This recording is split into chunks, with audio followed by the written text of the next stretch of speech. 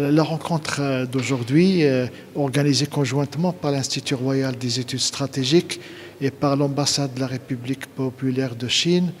au Royaume du Maroc, donc entre dans le cadre de la célébration du 60e anniversaire entre les deux pays. L'objectif de la rencontre est d'évaluer le partenariat bilatéral engagé depuis maintenant une soixantaine d'années, depuis 1958, donc après l'indépendance du Maroc, mais aussi le partenariat multilatéral, mais également d'explorer les possibilités de développement des relations entre le Maroc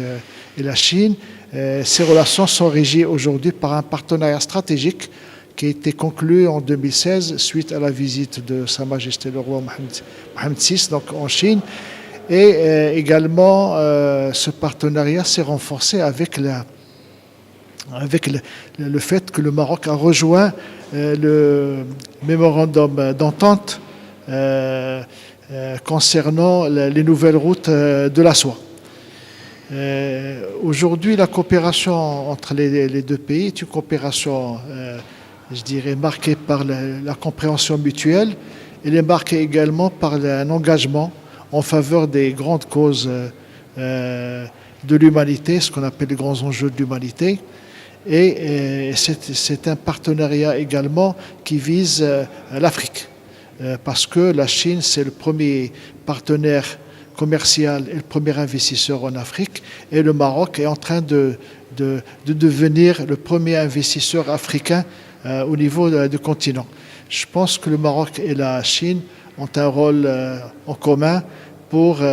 en faveur donc, de la convergence économique du continent africain, en faveur de la mise en place,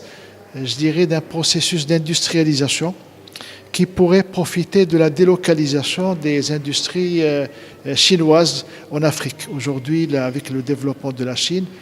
où le revenu par habitant a atteint aujourd'hui $10 000 pour chaque habitant, le coût de la main-d'œuvre devient élevé et donc il y a des opportunités très importantes en termes de délocalisation dont l'Afrique devrait bénéficier.